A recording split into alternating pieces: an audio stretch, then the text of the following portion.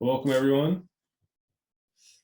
Welcome back to our Thursday evening Sutra lecture. If you are new, welcome. If you're returning, welcome also. Welcome back. We recently made a shift.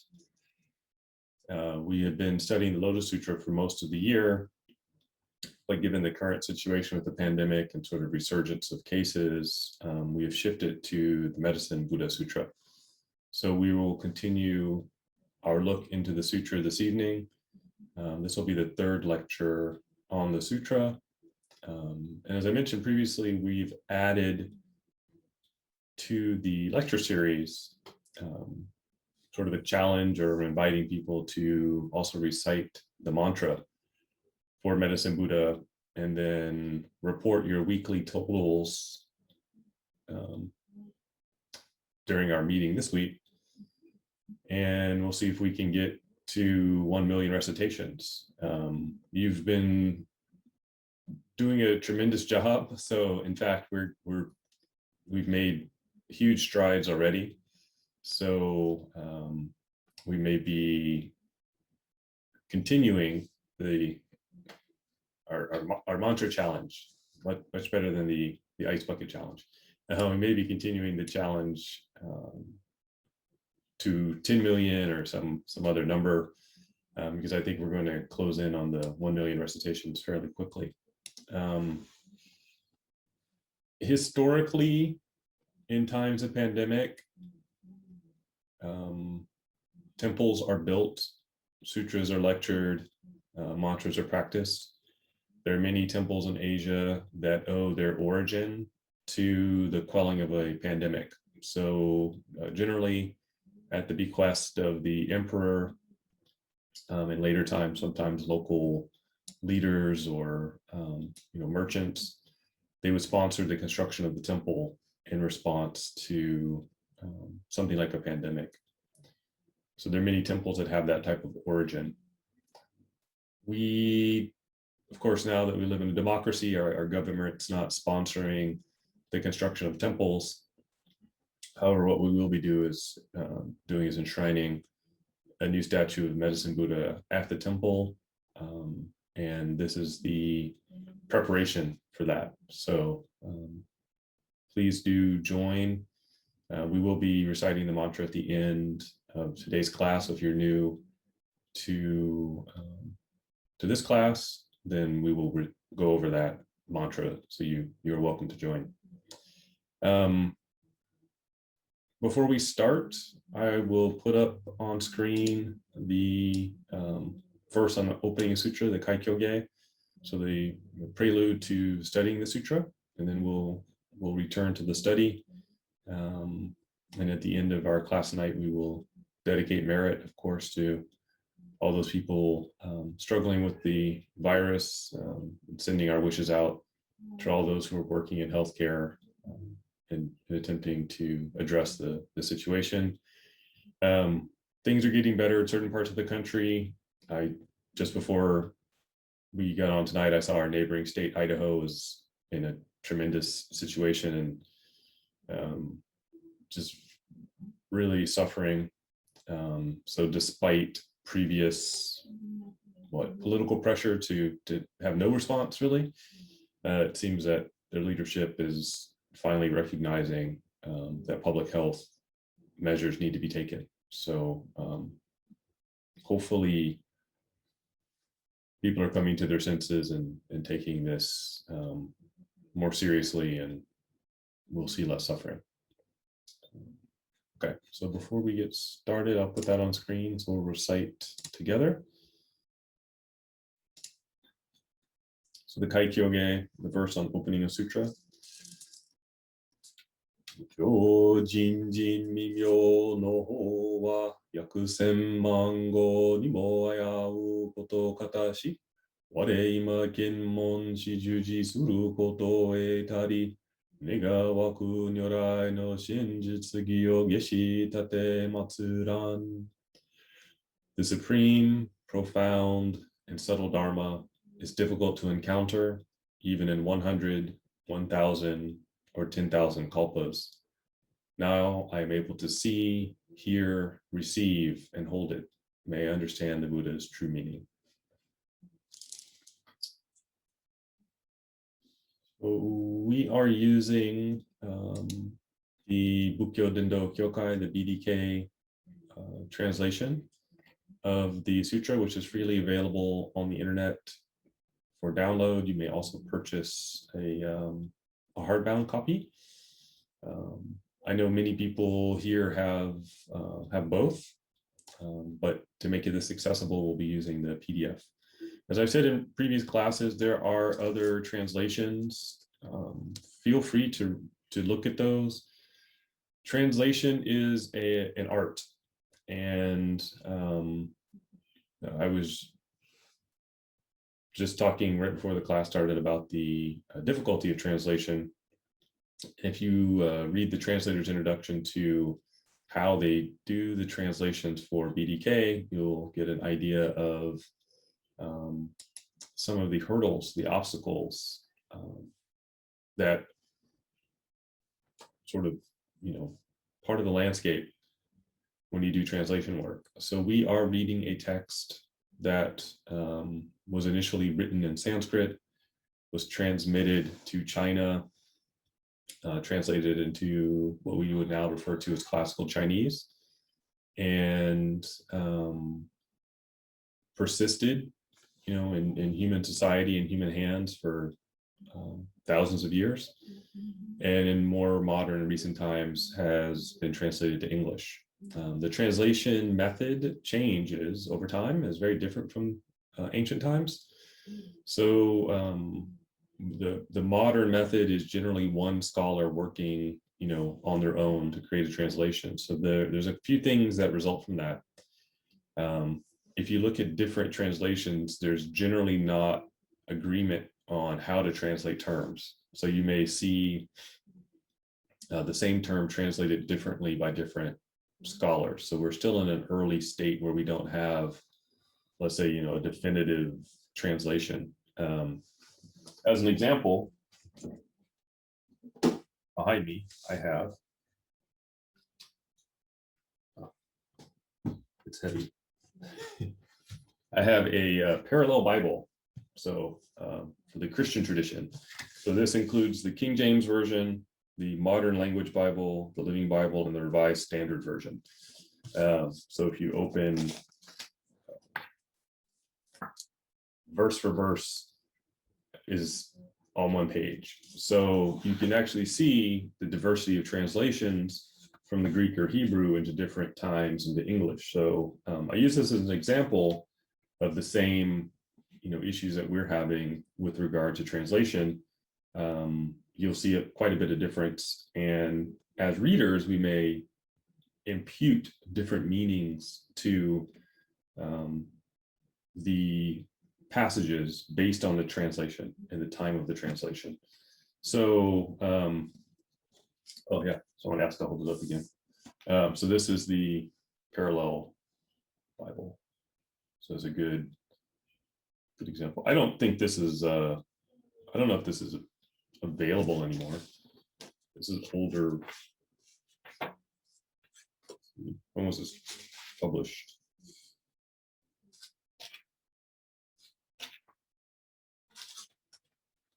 It has that wonderful very thin paper if you're used to reading Bibles. 1973. There's also a new international version. There's a lot of different versions. There's also, lesser known, a Jewish translation of the Bible, the Old Testament, of course, which has different stresses and meanings. So a translator can do a lot with the text, and we are a little bit at the mercy of that. What I have done and tried to do is, where there is confusion or part of the text is not clear, I do try to retranslate or try to give us, where the word is coming from or some insight into the nuance of the words. I've mentioned previously, if you study the Buddha Sutras, especially in a more classical form, you would read word for word and then go into the meaning of each line, word for word, partially because it was in classical Chinese and modern speakers, it needs some updating. And not everyone would be familiar with the terminology, but also in many of the sutras, they did a phenomenal job of choosing terms in Chinese that carried tremendous amount of cultural knowledge, so that the just by reading the Chinese, you're going to get more information. All those layers are lost when we translate to English for the most part. So we'll try to bring some of that to life as we go through. So before we get started, are there any questions? Since I've taken us from the Bible back to the Medicine Master Sutra.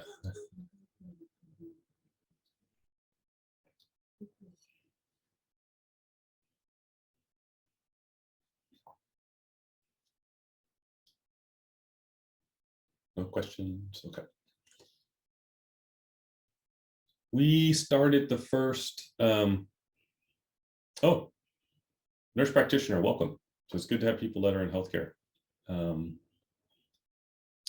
We started the first lecture was just an overview of the structure of the text. The last week we started the first 3 vows. So today we're going to go into the next few vows that are mentioned here. And I had a lot of good emails and questions following the lecture, so I'm happy to see people enjoying this and getting something out of it. Specifically, we're looking at vows. We're looking at the vows of Medicine Buddha. So it's probably useful to ask, what the heck are vows, right? Are vows helpful for us? Are they a hardship for us, right? How should we interpret the concept of a vow? And why are we studying vows? I think these are fair questions. So vows and precepts within the Buddhist world are very similar. And they're considered the fuel for enlightenment. They're going to be the fuel for your spiritual path. By holding vows, so sticking to vows or precepts, you are establishing yourself in the spiritual path. You are laying the foundation, the groundwork for this sort of great undertaking. So we have one nurse practitioner. I know we have at least one other person on tonight who's in healthcare. You may have other people who, their profession requires certain ethical foundations. So if your profession requires a license from the state, you also have ethics that go along with that profession. So if you are a CPA, that requires ethics. There's an ethical rules that you have to follow. And vows and precepts and those ethics are very similar. So we can draw some conclusions from them. So first, there are guardrails, right? So if you're in healthcare, most of the rules and ethics are to ensure that harm doesn't come to the patient. Here in Oregon, some healthcare professionals have vows or ethics that say, for example, I know one health licensing board requires that the practitioners not borrow money from patients, right? Don't take any loans from patients. And that might seem odd, but let's say you're running a clinic and you're not doing so well, and the building needs a new roof, and your patient walks in and says, "Hey doc, I noticed your clinic is kind of shabby. It's no problem. I'm happy to loan you the money to fix the roof." And you're like, "Oh, great. This is wonderful." But the state says I can't take a loan from you. So why would that be bad? Right. So it could be bad because then you're trying to flatter the patient all the time, or only tell them what they want to hear because now you owe the guy money. Or you enter into a business arrangement and he comes back and says, wow, the roof looks really great. Why don't we put a hamburger stand on one side and a coffee joint in the parking lot? And, my cousin's going to run his gambling business in the back room. And now you've got all these other, hardships that have been added to what was initially just a bad roof. So there's ethics rules so that you stay focused on helping the patient. Vows and precepts in Buddhism operate in much the same way. They're about helping us avoid problems, helping us avoid getting into situations that are going to take more energy to get out of. They're helping us maintain peace and harmony, right? So where else do you take vows commonly? So if I just randomly say vow, what's a vow you're more likely to take? Any idea? What's a common wedding vows? Yeah, marriage, right? So what's the purpose of the wedding vow?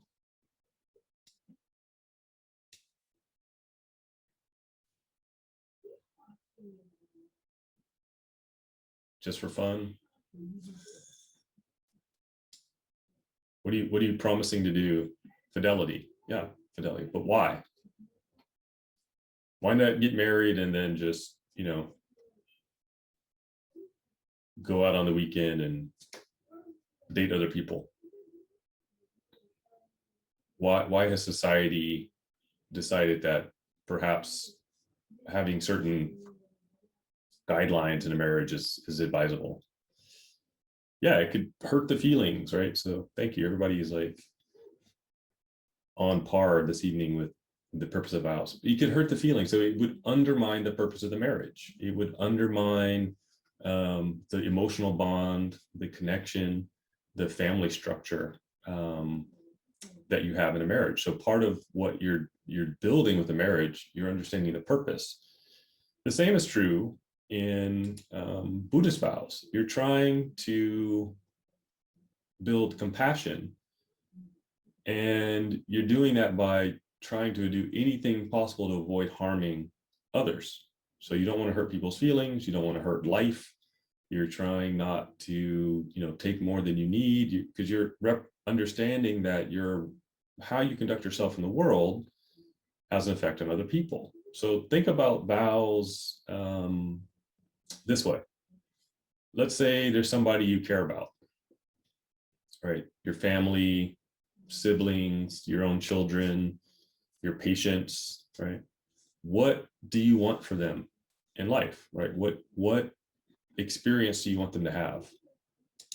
You probably want them to, not be fearful when they go out of the house. You probably want them to, not have their property stolen. You probably want them to feel safe. You probably want people who talk to them and deal with them, as friends or in business, to be honest with them, not to deceive them. Lo and behold, these are the same vows, the same precepts that Buddhism recommends. So think about vows from the perspective of not just ourselves, right? It's not just a limit on our own behavior, but more how we want the world to be, right? So we are changing the world by changing ourselves. So this is the Buddhist kind of outlook. We don't proselytize. We don't have knights, on horseback riding around the world, converting people. There's no Buddhist castles with a lot of gold. Well, that would be really helpful right now. We could fix a temple faster. We're claiming this land, and you will henceforth be Buddhist. That's not our style, right? The style is you work on yourself first, and by extension, you're working on the world. So this is the purpose of vows. Where else do you take vows, right? We have marriage. Obviously, we're talking about religious ideas. Anybody else come up with an idea? Where else do you take vows? Or maybe I'll use another word, Oath. When do you take an oath?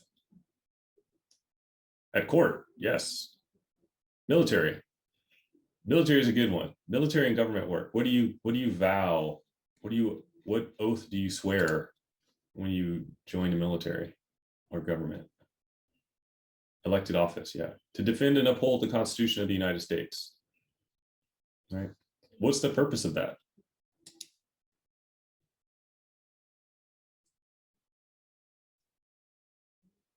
Why should we? Does it mean to just uphold, like hold it up? It's above my head. I'm following my oath. Why? To behave in alignment with shared values and container. Yeah. Somebody put eliminate coups. Yes, to avoid coups and insurrections. But right, what we are not a society. No Western country is a society where everyone is the same ethnicity or religion. What have we agreed to? We've agreed to live in a society with a common set of laws and understandings. That's the Constitution in the United States. I know we have some Canadian friends.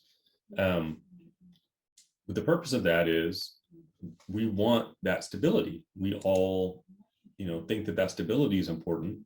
Just like if you get married, you want stability. And so that oath, that vow is important. So when we're looking at vows in the Medicine Buddha Sutra, we're looking at how do you maintain stability? How do you maintain health, obviously? How do you avoid hardships? So it's more than just, don't read them flat. Don't read them as thou shalt nots. Don't read them as some sort of, gosh, this feels really heavy.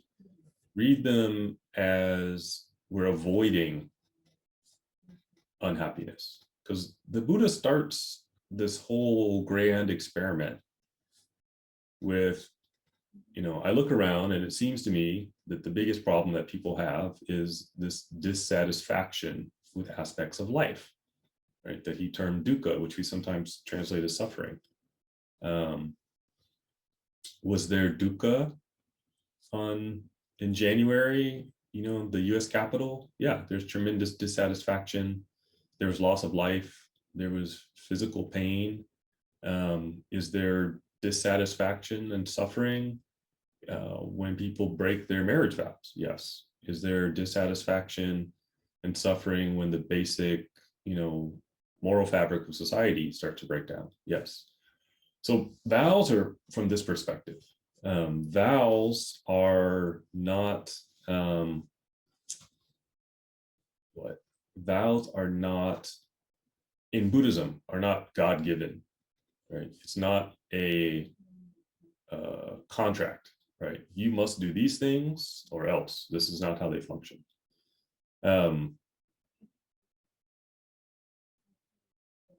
So it's a good question. So the question in the chat: why do we need externally defined vows, oaths, precepts, etc.? If trust, detachment from outcome, and other teachings seem to be the antithesis of this. This is a really good question because I think our Western minds struggle with vows. So here's the answer. We have to have a foundation from which to act. We have to be able to build a strong foundation. And the Buddhist, psychology, the outlook is when we're acting contrary to our essential nature, when we are acting in the world in certain ways, it disturbs our mind. It disturbs our outlook on others. And so vows are really a study in what is truly, our potential. What are we really capable of? Because what we see here in the Medicine Master Sutra is tremendous potential. We see, I've heard of this word compassion, but what does it really mean, right? We're exploring how much more loving, friendly, compassionate we can be. So one of the things we hear in our society oftentimes is compassion fatigue. And I personally don't think that compassion fatigue is real. What I think is someone says the word compassion, they expect it of you, but you never know how to develop it or build it.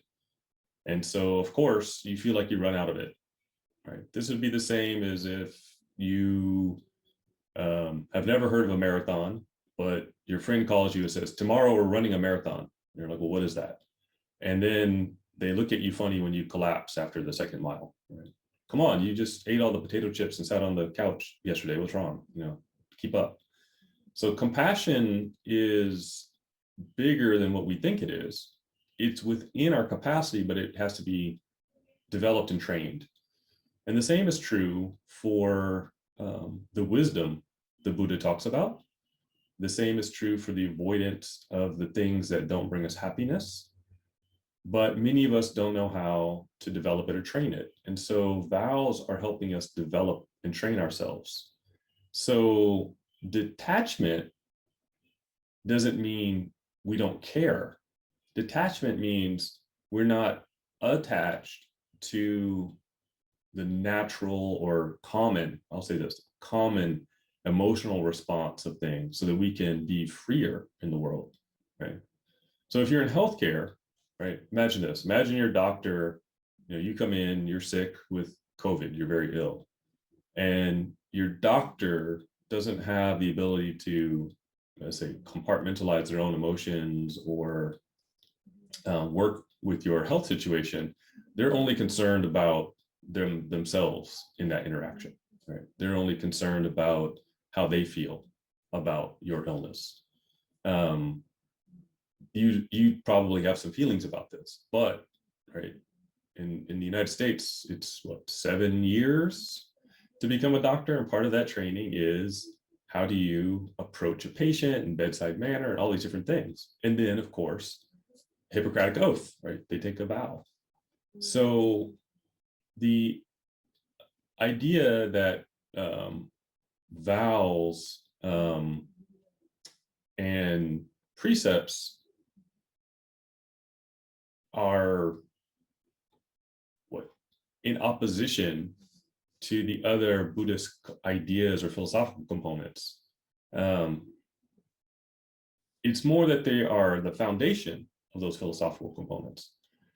You can't develop loving kindness, compassion, detachment when you're attached to lashing out at people, being petty, not being honest with folks, right? These things. So they're not restraining you, it's opening you up. It's liberating you from other things. The Bodhisattva vow is like this. And what we're seeing with the vows for Medicine Buddha are a study in pulling apart one aspect of compassion and applying it more broadly. So if we said, okay, define compassion, probably most of us would run out of descriptors within 1 or 2 minutes. Within the 12 vows of the Medicine Buddha, you'll see this tremendous, right, very broad understanding of compassion as it applies to our mental, psychological, and emotional health, right, physical health. And the basis of that are other vows and precepts. So as we go through, we'll talk more about how vows work, the philosophy behind them within Buddhism, and why we should study them. Because I think it's, fair to ask why.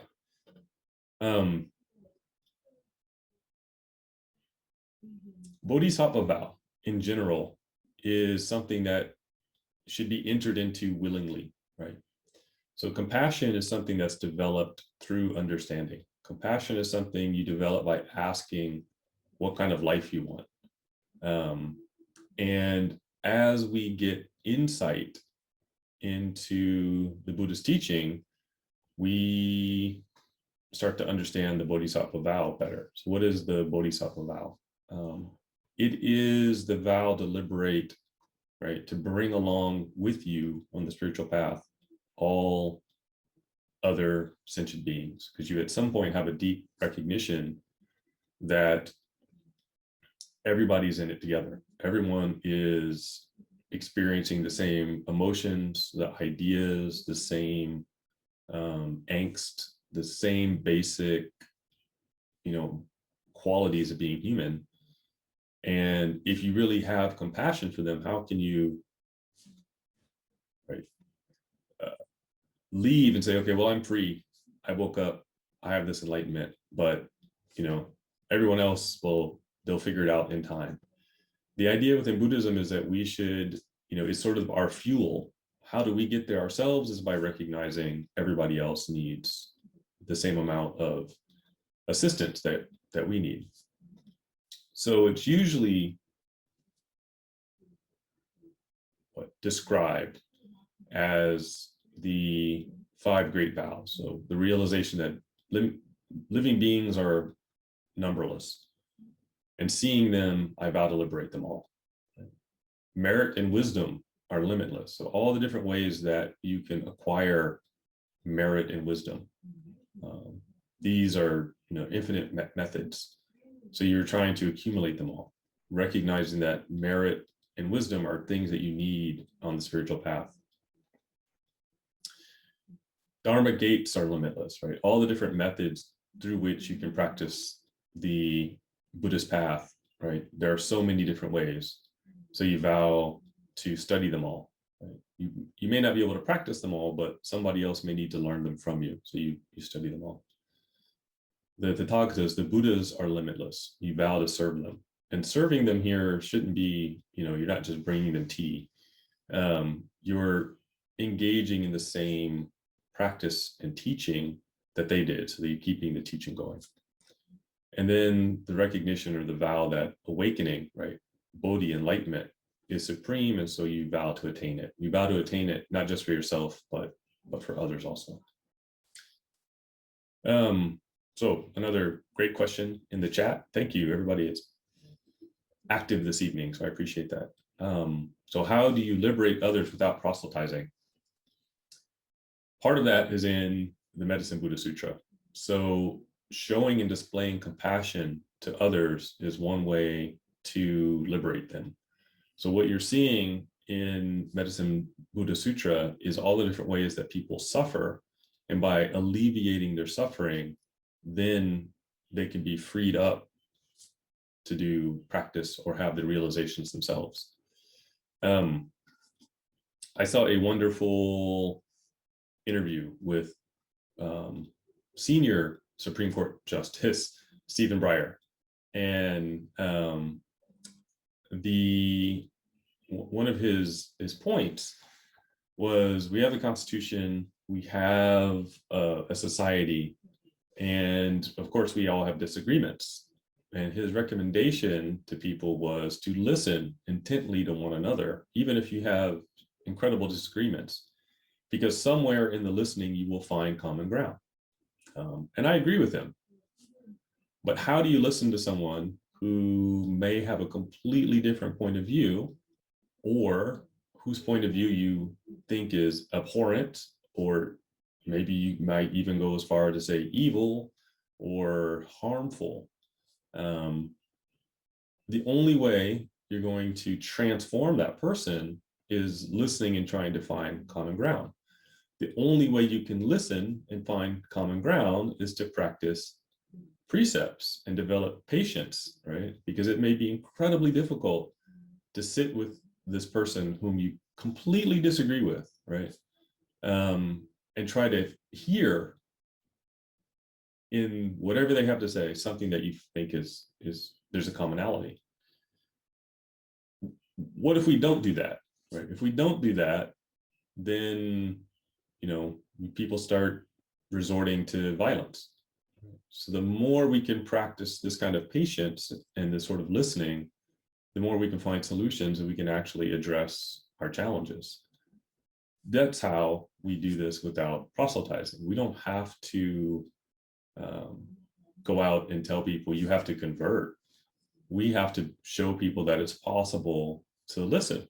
It's possible to have reasoned differences of opinion, but to listen, right? To try to understand their perspective. Live what you believe, right? This is one of the best ways. There are many people that are respected, across religious traditions, but it's because they live what they believe, not because they're screaming their beliefs the loudest or because they're knocking on your door. I once knew a college professor. She said, and this will probably only people of a certain age will get this, but she said somebody came to her front door and she told them, "I don't buy my brushes door to door, and that's not how I get my religion either." And she promptly closed the door. So sometimes that's not when we are open to love, kindness, and compassion.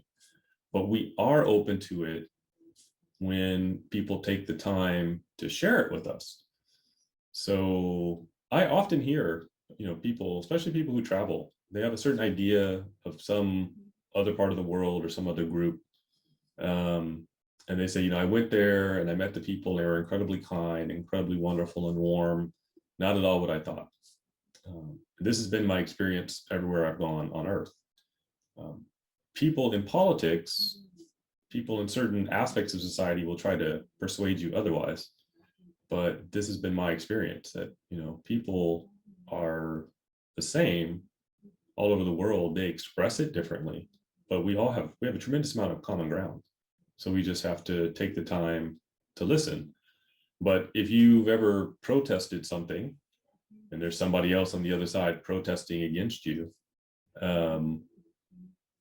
it will take tremendous practice to sit down and listen to their message if you truly and deeply disagree with it. We're here in Portland, of course.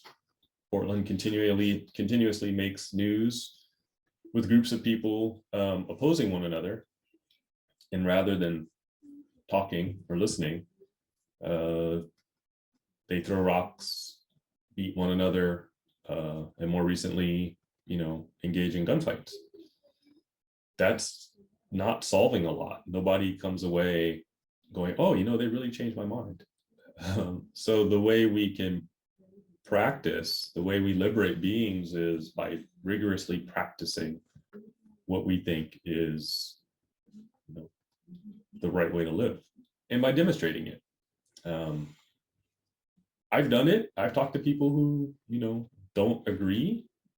We may not come away agreeing on everything, but we've been able to find common ground. We've been able to find things we do agree on.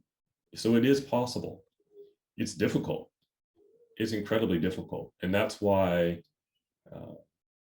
vows are important, because I have to, no matter what the other person says, respond with kindness. I have to maintain my vow to remain calm, whatever words are used towards me, not to reflect those words. And these are real situations. This is not, hypothetical. I've actually sat down with people who have significant disagreement with me. And I've always been able to find some common ground. It just takes time. And most people, that is very difficult. That is something that's very hard. So that's a lot about what this teaching is about. Otherwise, what kind of world are we going to live in? Very difficult to do any spiritual practice if there's a brawl in the street in your city every evening, right? Okay.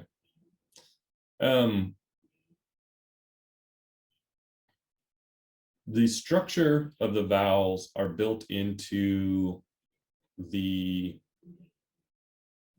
recitations that we do at the temple.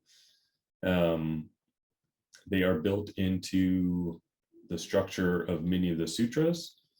And the one good way to see that and bring that out, make it a living idea, is by looking into the vows of the different Buddhas. And certain ones are pulled out for us as being important for humanity. The Medicine Buddha Sutra is one of those. So we will pick up vow, the fourth vow, and look into the sutra a little bit more deeply. So I will put that on screen.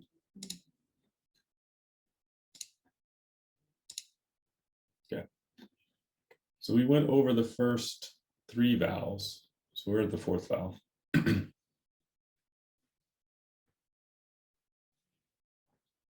The fourth great vow was, I vow that when in the future I will attain Bodhi. So in the future, when I attain enlightenment, the Medicine Buddha says, if there are sentient beings who enter a mistaken path, I will cause them all to tranquilly reside in the path to Bodhi. If there are those who enter the vehicle of listeners, Shravakas, or that of the enlightened ones, Pratyekya Buddhas, all will be brought to reside tranquilly in the great vehicle of Mahayana. So first I'll say it's easy to read this as proselytization, right? So it's easy to read the vow saying, if people choose the wrong religion, I'm going to bring them to my religion. So that's not exactly what this vow is about. We have to read Buddhist texts within the context of the greater Buddhist teaching. And what's being talked about here is mistaken paths, right? Mistaken spiritual paths. And yes, somebody asked, is Bodhi here in the passage synonymous with Anuttara Samyak Sambodhi? Yeah, yes. So just attainment of enlightenment. Some translators will leave Bodhi untranslated. Others will translate the text. So this is about mistaken ideas of spiritual paths. So we have many. Classically within Buddhism, this would be the extreme views being nihilism, right? Nothing at all exists, nothing matters kind of a perspective. And on the other side, eternalism, right? So there are some, I would say, sometimes this is associated with Taoism, the idea of attaining enlightenment. Early on in Taoism, or excuse me, the idea of attaining immortality. Early on, immortality was not understood as the physical body being immortal, but later on it became that idea. And we know there's a limit to how long the body can stay alive. So holding that kind of view, right, would be these extremes, would be something that would be a mistaken path. Do we have modern examples? Of course, we have people freezing themselves in hope that, you know, their medical condition will be found and they'll live forever. This would be a mistaken path from the Buddhist standpoint. Or the idea, several years ago, I was invited to speak at a philosophy course at a university, and after the course, a student came up and, you know, kind of in crisis, said, you know, what, it seems to me nothing matters, and, you know, I'm going to leave the class and commit suicide. And it was very interesting because, you know, here you have myself and then the philosophy professor, both engaging the student in a philosophical dialogue about how they came to that conclusion. So again, sometimes we get to the idea that, well, you know, nothing at all matters. So from a Buddhist perspective, we would say, you know, these are mistaken thought processes, not, right? This is not about one religion is better than another. So read within the greater scheme of the Buddhist path, that's more obvious. Read by itself, it can be a little bit easy to misunderstand. The other part of this, mentioning the Shravakas and Pratyekya Buddhas, is that the Medicine Buddha is saying, I'm going to try to move people from the idea of self-salvation, right? Practicing the Buddhist path only for themselves. Like, I'm just doing it for me. It's a solo thing. I'm not interested in anyone else. I just need to, rigorously hold on to the rules. And if I follow the vows, I'll get there. So this was an idea that many students took away from the Buddha's teaching. Why would they do that? When the Buddha taught, not everyone could be at every lecture. The Buddha moved around India. There was the rain retreat, typically, historically, within the Buddhist tradition. So some students would be away from the Buddha for years and then come back. And they had gotten into their mind, well, I practiced this thing that you lectured, 5 years ago. And the Buddha said, of course, but I've gone on to teach more things. But they've gotten kind of rigidly attached to this is the way to do it. So the medicine Buddha says, I'm going to try to alleviate that kind of misconception. The other side would be, those who said, okay, I heard a little bit of the teaching, so I'm just going to go find a secluded place in the forest and do that practice rigorously forever. So they're trying to get there all on their own. So again, reading between the lines, from the very beginning, the Buddhist path has been a group exercise. It's not a self, I bought the book, so I'm going to go home and sequester myself and obtain the insight. It's always been a group effort. That's often misunderstood. Many of us may feel that we're doing it in isolation, and that's because we're sort of at the early stages of Buddhism entering the country, and so we may not have a community nearby. So we have to keep in mind that it is supposed to be a group activity.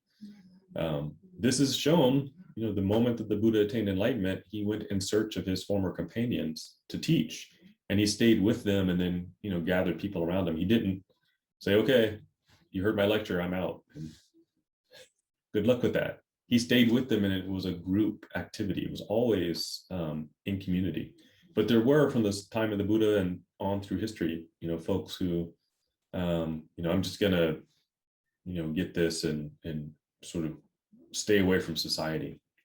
Someone's probably thinking, oh, but there's hermits and there's people who have, withdrawn within the Buddhist tradition. To be a hermit actually requires a community, and hermits often are in community with other hermits. And sometimes those retreats are not permanent or lifelong. So there are, this understanding. So it says when they're going to be brought to the great tranquility of the Mahayana, they're going to be taught that if you include within your spiritual practice the idea that all people are going through the same thing that we go through, we get a lot of energy from that, right? So as a human being, what's one of the most difficult things? We have some crisis and we think we're the only one. But when we find a community, or we recognize that other people have the same difficulties, it's really helpful for us, right? I don't know anyone who, said, oh, I'm struggling with this emotion. But now that I know that other people have it too, I feel worse. No, we feel better. We try to find that community, and that community is helpful for us. So the same thing is true with the Buddhist path. We're trying to actually develop. So one of the questions is, let's see, sorry, the screen's so small. How does Dharma fit with this in terms of individual path? I'm not sure I totally understand the question. In general, we may have an individual goal, right, as an individual. That is natural. So the medicine Buddha's vow here is eventually that sort of individualism with regard to our spiritual seeking evolves into something broader, right? Even if it's only aspirational. There are individualized or individualistic paths within the Buddhist path. And usually it's the path of blessings and merit. So people will practice, will hold the basic 5 precepts, not killing and stealing and sexual misconduct and lying and, this sort of basic morality. And they will practice generosity in these things because their goal is, tangible spiritual benefit for themselves. That's okay, because they may decide, these greater spiritual goals right now, that's too much for me. That's fine. What the Bodhisattva, the medicine Buddha's vow here is, even that individual who makes that choice, he's not giving up on them, right? So he will try to develop a broader perspective, opening their hearts to something bigger than just their own current condition. Okay, so that's the fourth vow, right? Really opening people, broadening their perspective. We'll continue here. The fifth great vow, I vow that when in the future I will attain Bodhi, if there are infinite and boundless sentient beings who practice the Brahmanic or pure conduct in my Dharma, they will all infallibly observe the complete 3 sets of precepts, even if there are those who violate the precepts. As soon as they have heard my name, they will regain purity and will not fall into evil destinies. So this one requires a little dissection because they say to observe the complete 3 sets of precepts, but they don't tell you what that is. So these are category of precepts. Generally, traditionally, this is understood to be your basic moral precepts, and the Bodhisattva precepts. In different texts within different sutras order them somewhat differently. So they would start off with the moral restraint, right? Not lying, gossiping, not taking life, not becoming intoxicated, avoiding sexual misconduct, not taking what is not given, right? These sort of restraining our baser emotions or tendencies. Right? And then there's the practicing of good deeds, right? Virtuous deeds would be the next set, where we would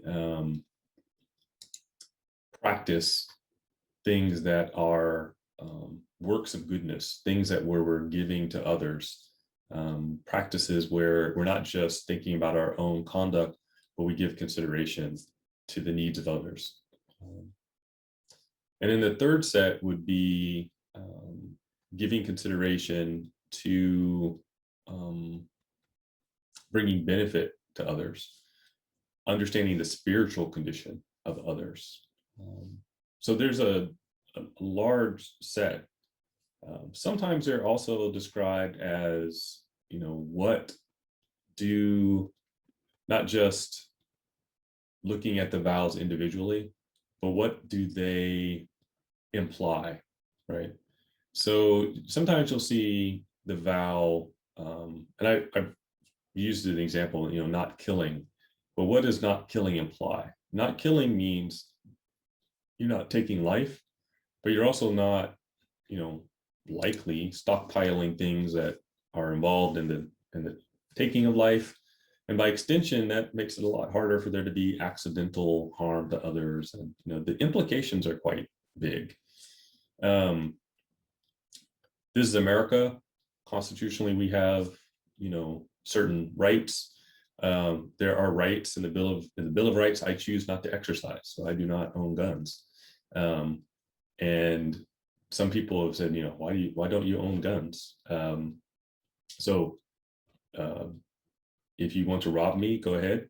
I'm not going to pull out a gun on you. I don't own one. I will never own one. And the reason is they have a sole purpose, and that is to take life, right? There's no other use for a firearm.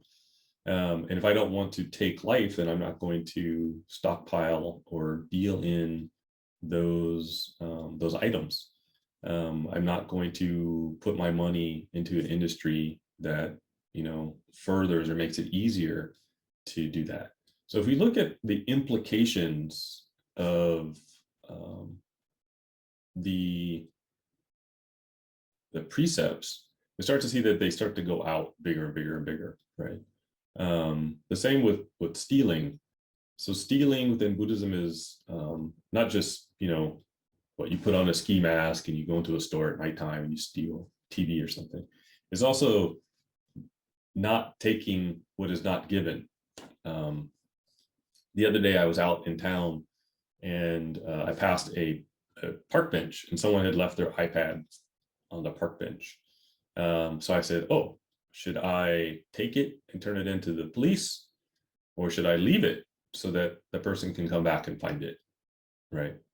So I had to think, will my solution be the same solution that they think of?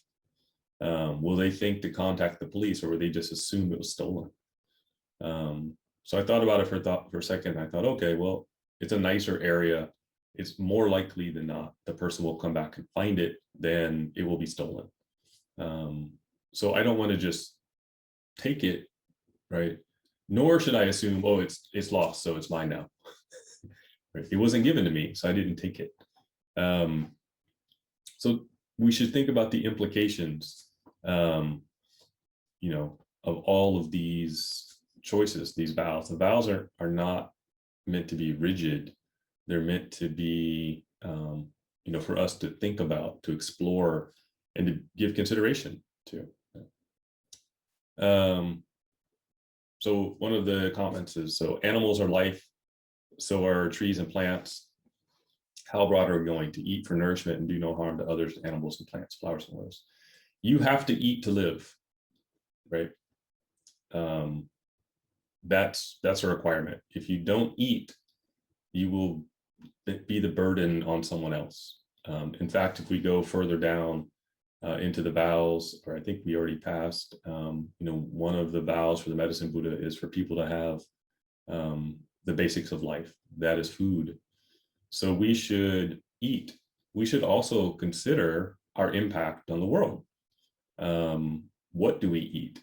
Are the things that we eat, hurtful? For example, I don't drink a lot of dairy. So instead, for a while, I was using almond milk. I used to live in California, so we have a couple of temples there, and I know how almonds are farmed. And I realized one day, this is very, it takes a tremendous amount of energy to create almond milk for me to put on cereal. I know how much water it takes to grow the almonds. They're grown in an area that doesn't have a lot of water. It puts a lot of stress on the environment. So I switched to soy milk, which is far less impactful. Our lives have an impact on the world, but we should give some thought to the depth of that impact. But we also need to be in balance. If we spend our entire life, trying to avoid any impact, we won't live. So we need to have some thought. We also need to consider, as a society, is it better for us to change, or is it better to advocate for changes? Probably both, but we can do more by advocating for changes and kind of logical decisions. But we will always need to eat. So should we farm sustainably? Oh yeah, of course we should. Can we vote with our dollars and our feet by where we get our food? Yes. But it has to be reasonable, right? So again, understood within the bigger context of the Buddhist teaching, we could spend every waking moment thinking about, where did my lettuce come from?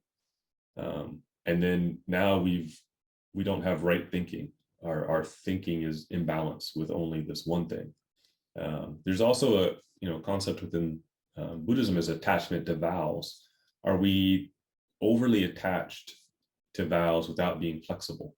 Right? So that there's many teachings on that as well. This is one of the reasons why in the Bodhisattva Vows it says Dharma gates are limitless. I vow to study them. We need to read broadly so that we understand how these ideas interpreted. We don't read them rigidly. These are not on stone tablets given from on high. These are guidelines for living, and there has to be flexibility, throughout human history too. When the Buddha said this, he's walking by local people who are farming. I'm going to guess most of us don't farm all of our food, right? So our society has developed to a point where we may not know where all of our food comes from. It may not be practical to find out. The supply chains are long. So do our best, but some of these inquiries may, literally take up all of your brain cycles. So we have to be reasonable, right, with regard to the things. Some things are very clear, right? Someone says, well, you could use a gun a different way, right? Use the butt of it as a hammer. I'll just buy a hammer. I don't need the gun, right? So we can be reasonable. Let's see if I missed any.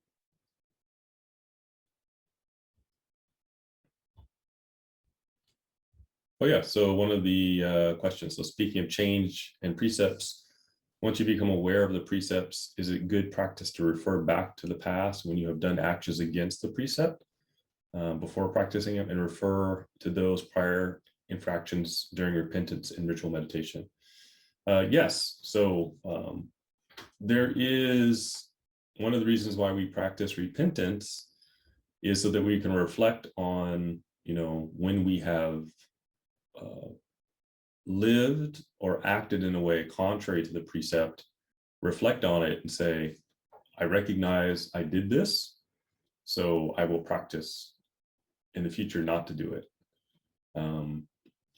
Again, there's not a judgment about the precept. It's not like, oh, I can't believe I did it. Why? I was so bad. Why did I do that? So we're not adding guilt on top. We're adding recognition. Oh, I did that. Okay, I will try not to do it, right? We don't add, layers of blame. We have all broken the precepts, right? We have all lied, right? I'm hopeful most of us have not killed anyone, but that may be the case. We had I know someone who was a police officer and they had to use their gun in the line of duty. So we talked about that kind of killing, which is very different from, murder or, Jack the Ripper or something.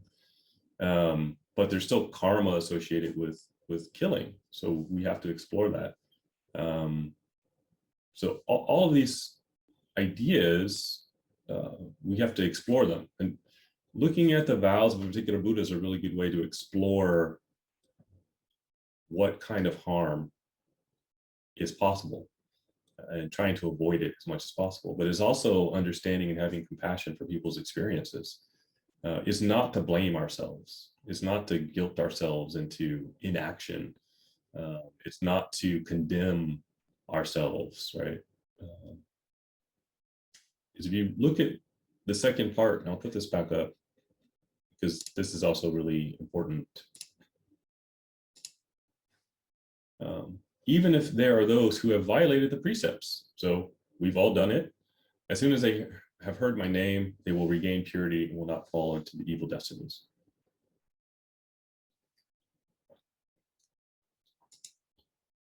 How convenient. So how would someone hear the Medicine Buddha's name? Because we don't proselytize. They would have already had to change their life around, right? Made significant strides. I do not believe there are any, mastermind criminals or mass murderers lurking in our class this evening. So they would have had to say, I think I'm going to log on to the Buddhist lecture and learn about the Medicine Buddha. So it already indicates that, they've come to the teaching. So there's, we're not putting big billboards up on the side of the highway, or huge megaphones across the city. Medicine Buddha. Oh, you've heard his name now, so you won't fall into evil destinies. The idea here is you've already made the changes. Will it be instantaneous? I don't know. The Buddha would know that. I don't know. But the sutra says they regain their purity. The key component here is whatever we've done, we recognize it and we make a strong commitment not to repeat that behavior. And if we're serious about it, then we'll be successful.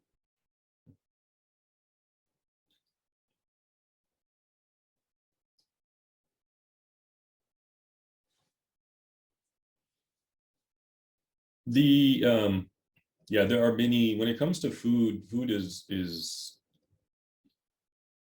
not easy for many reasons. I've spoken about diet and things like that. In the West, this is something that generates a lot of strong feelings. So I'm not going to go into it too much this evening, but I use my example of switching from almond milk to soy milk to say all of us can make adjustments with a little bit of thinking that are not, lo and behold, the soy milk is right next to the almond milk at Costco. So it's very easy to just take the other package. So many of our changes or modifications are not as difficult or impactful as we think they may be. So we'll go on to the sixth vow, which I think will be the last one we do this evening. The sixth vow, I vow that when in the future I will attain Bodhi, if there are sentient beings whose bodies are inferior, who have deficiencies in their sense organs, who are ugly, obstinate, and foolish, blind, deaf, dumb, convulsive, lame, hunchbacked, leprous, insane, or who have all sorts of diseases and sufferings.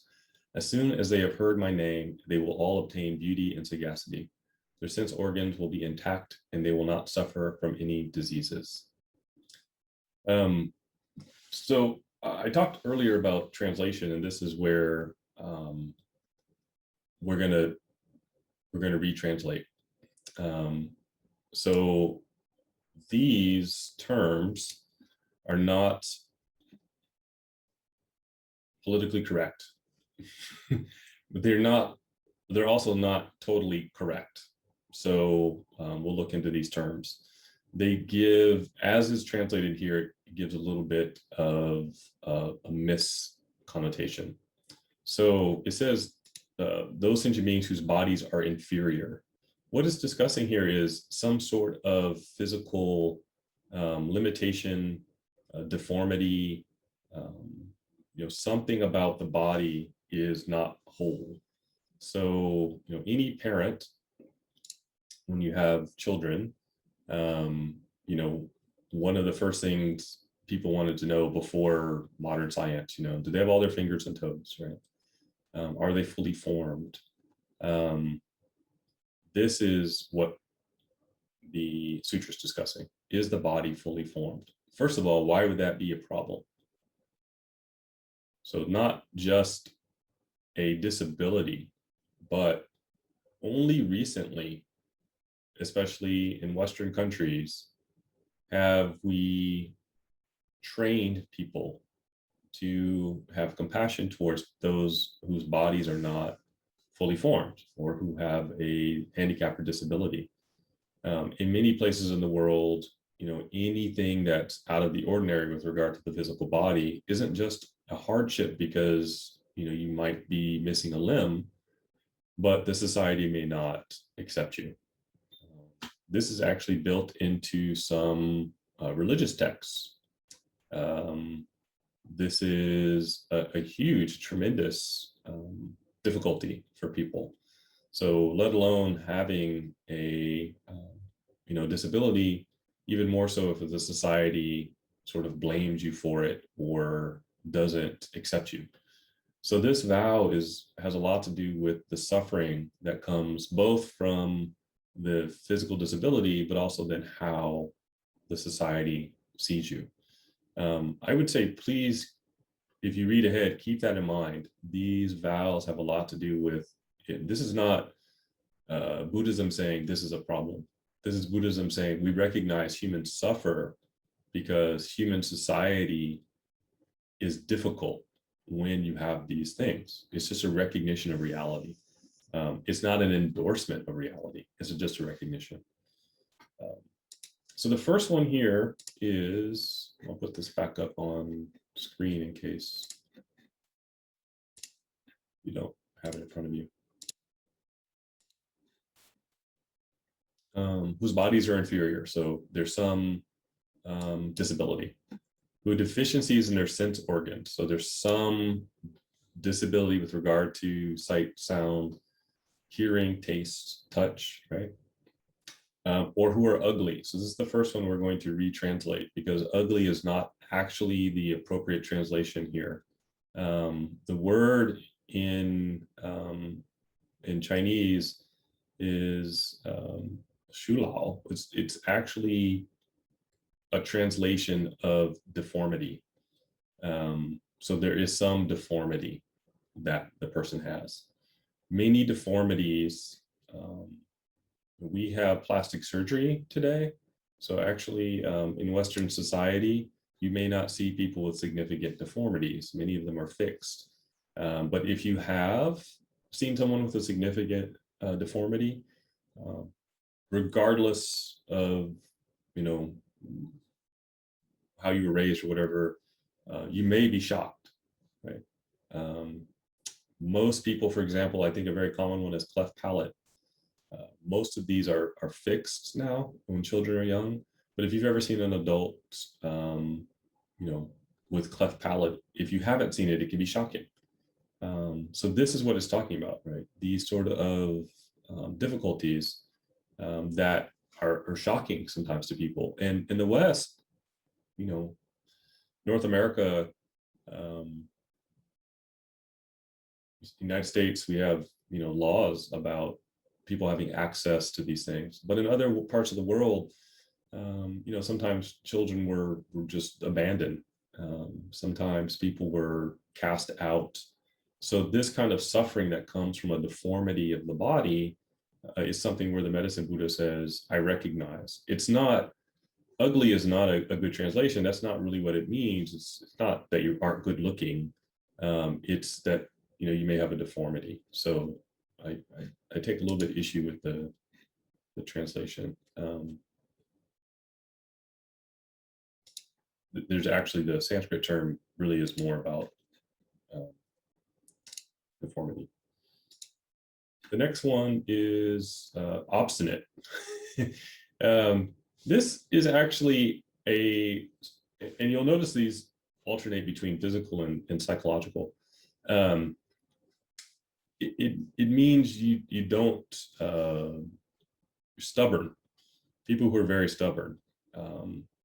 That may not fully encapsulate the feeling.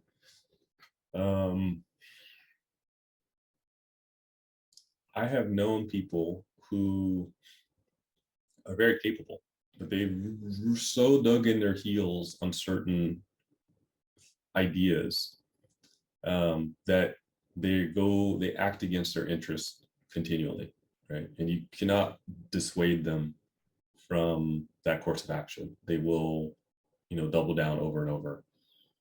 I think sadly we're seeing a lot of this right now with COVID and vaccine hesitancy. People will look for any possible excuse to stick to their position, even in the face of tremendous, logic and common sense. There are people who cannot take the vaccine. There are people whose health condition, it's not advisable. And then there are those who, for political gain, will just lie to people or spread and allow mistruth to be spread And that's sort of the sense of this word of sort of obstinance. So there's a bigger component here. Okay. So next in our list, those who are foolish. Foolish is really about naivete, right? Some people are very naive. I think naive is maybe a little bit better than foolish. We can probably think of folks that we may know who are easily deceived, maybe a little bit too easy. I think this term can probably be associated with those who are just naive, but then also maybe people who, for various reasons, don't have judgment to discern what's the right course, what's good or bad, so they can be easily led. When I was growing up, there was a young man in our neighborhood, and probably today we would say, there was an intellectual deficiency. But at that time, they just said he was simple. But the other boys in the neighborhood could just get him to do things. Oh, you should go do this, and he would do it.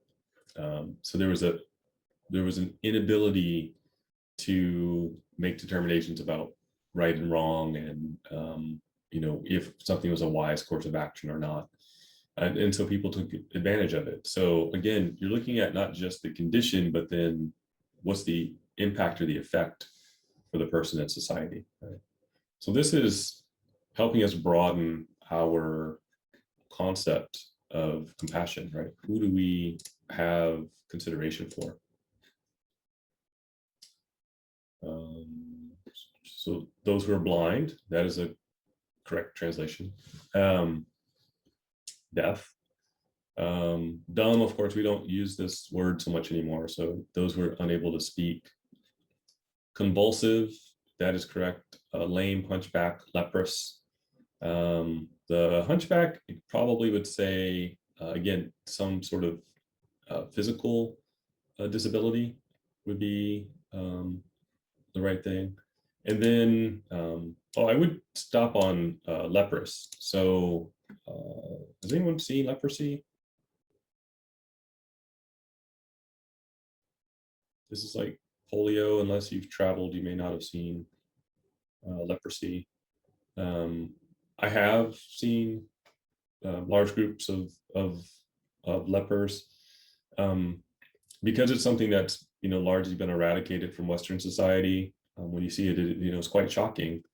And I think what's really difficult is no one wants to be near them or to touch them. And so take a moment, think about the last time another human being touched you, right? Shook your hand, gave you a hug, laid their hand on your shoulder, and then imagine not having any contact at all, no one wanting to be anywhere near you. So the disease itself is horrible.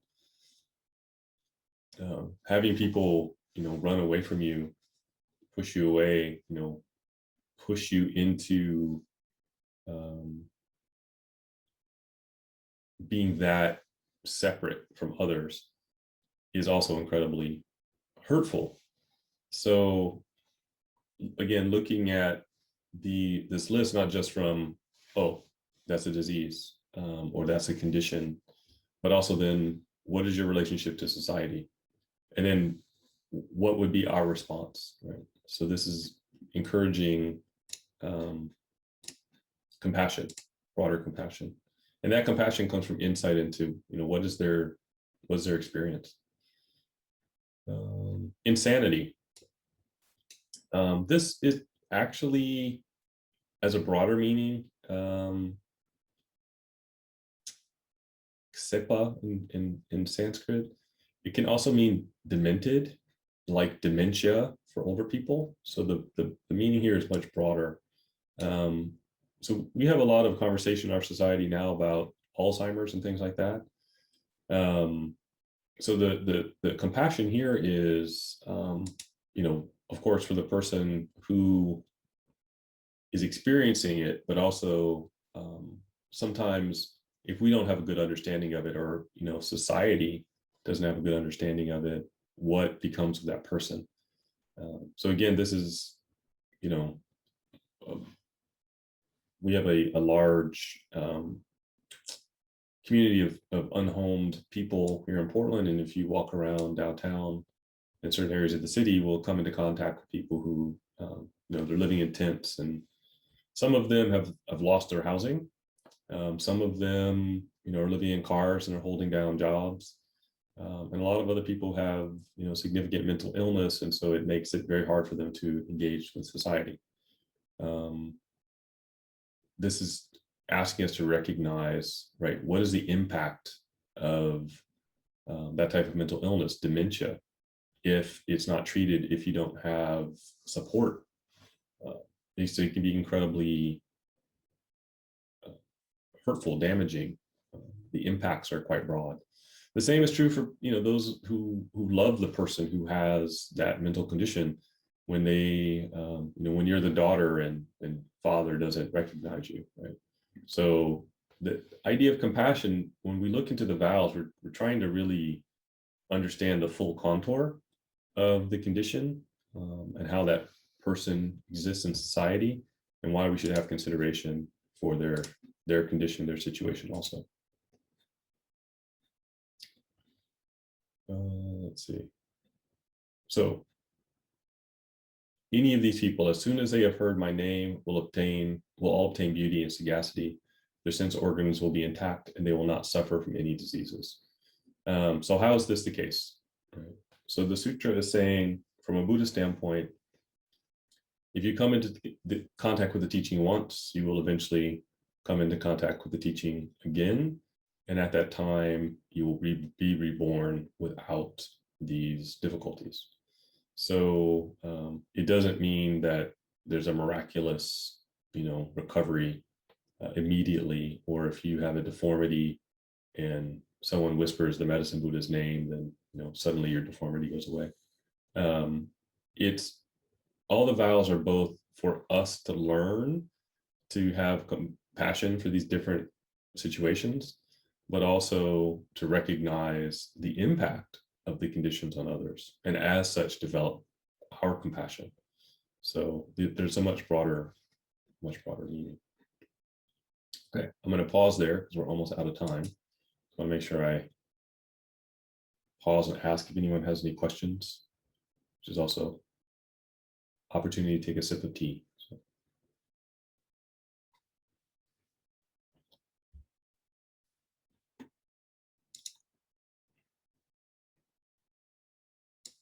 Any questions so far?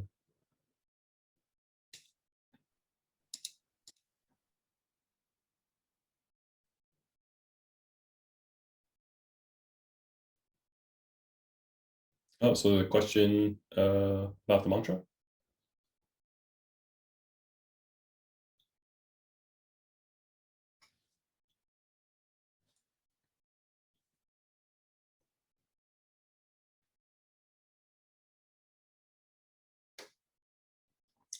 So I'll put this up. So the question is about the translation of the mantra. Some mantras are easy to translate, some are not. This is one that's not as easy to translate. The Sanskrit here, Chandali Matangi, is not as easy to translate into English. The meaning is multifaceted.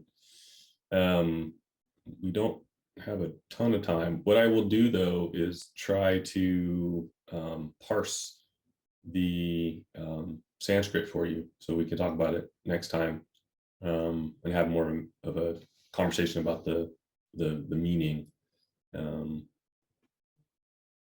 that, because it's not as simple to translate. Last night we talked a little bit about some of the bija, the seed syllables, and how they operate in Sanskrit. So linguistically, sometimes words operate in ways that are not like a word for word translation in English. And this is one of those cases. So, oh yeah, so one of the questions was, there's a question asked in the Facebook group, the temple Facebook group, about how to practice the mantra and sort of the structure of practice. And that structure would be typically, right, there's different ways, but if you're going to do a formal practice, coming in, making the offering, so if you're going to offer fruit or flower, so placing those before the image, whatever image you have. If you want to offer candles, incense, and then we typically would, you'll see this especially in Japan, there's a place to rinse the hands and mouth before you enter the practice space. But you don't want to come back from, the run to the city dump and then immediately do practice, right? So you want to be clean and then approach the practice space. And then you go through the steps of practice. Oh yeah, so we have there's a Facebook group for this series of lectures. So if people have other questions, so I listed in there the structure of the service, or what you would do before you begin reciting the mantra. That structure actually comes from ancient India. There's a 7-element puja, 7-element Anattara puja that most Mahayana Buddhist liturgy is based on. Oh, thank you, Jamie and Carlin, for giving the link. You can join the group if you like. And so in there, I listed it out, but there's the ideas of bowing before you enter, praise, worship, confession, or repentance, and then reciting the bodhicitta, raising bodhicitta, right? Reminding oneself of compassion, requesting the teaching. So we did that at the beginning, the verse before reading the sutra, and then doing the practice, right? Remaining in the practice, reciting the mantra, and then the dedication of merit. So we will actually do that a little bit this evening. So I'll put up on screen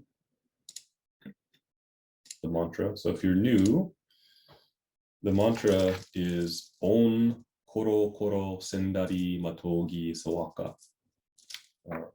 And if you have, of course, this is the Shingon style of Jizu, the mala, you can use to count the mantras. So this evening we'll do 21, and then we'll dedicate merit. And then if you're keeping track of your mantras, you can send it in and we will add to the full count. And I think very quickly we'll be at 1 million. So we will see if we can go past that. Once we reach 1 million, we'll set a new goal. Right? But our first vow to get to 1 million.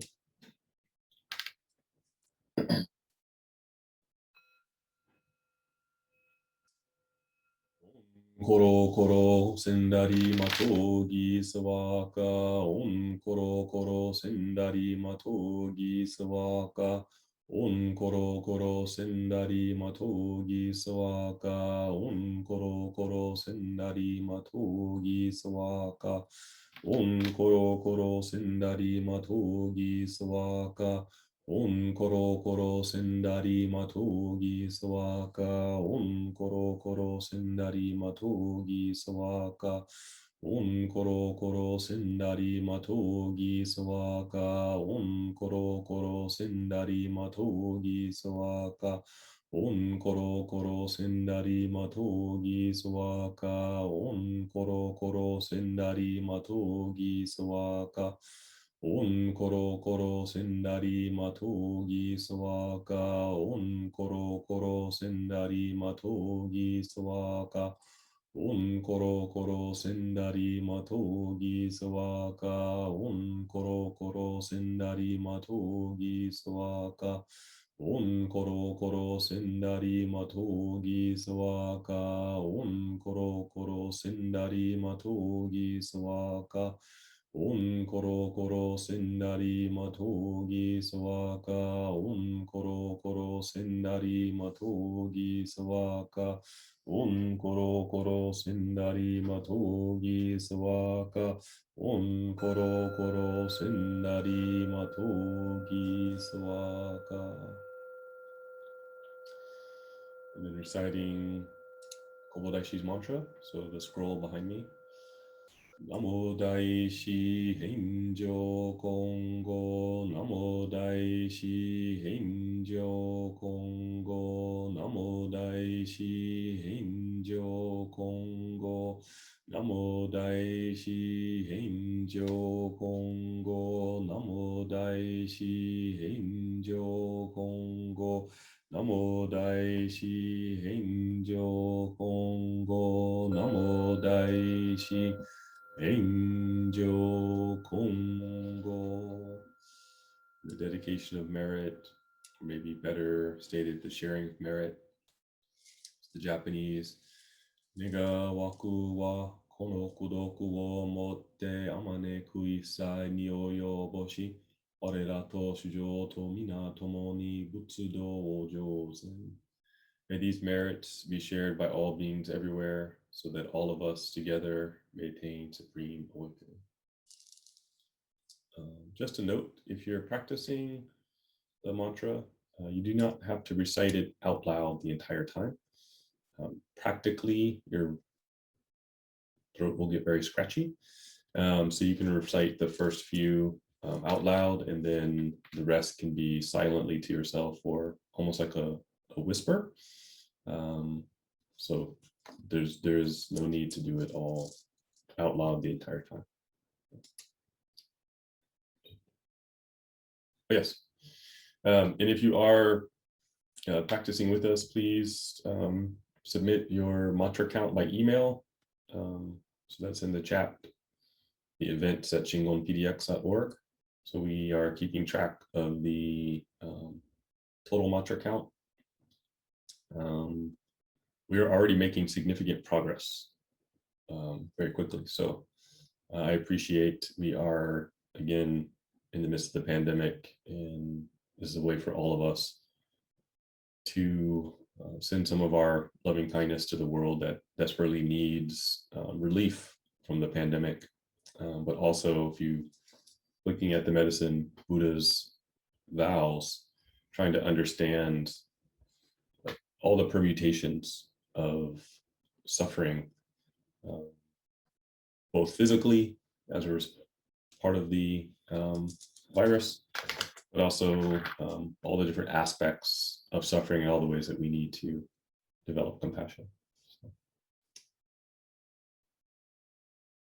thank you, everyone, for joining us this evening. I appreciate your presence. I know people sometimes are struggling to get here and set aside this time. I know that it disrupts TV shows and Facebook and TikTok and phone calls with friends, but I appreciate taking the time to study the Dharma, doing some practice, and again, even though we are virtual, this is something that's meant to be done as a group. So I appreciate all of your presence and all of your questions. So, thank you, everyone. Please look forward. If you want to join the group, we'll put up announcements about this class and future classes also. And we will see you again next time. So, oh, connected from a campsite in La Pine. Oh, that's wonderful. Under the stars. Sensei, this is the best social media. We are on media and we are being social around something that matters considerably more than anything on Facebook right now. So, I agree. I have not seen much on Facebook that is worth my time. So quite right. Thank you, Kosho Sensei, and everybody. thank you. And Thank you. Thank you, everyone. Have a good night. Happy camping.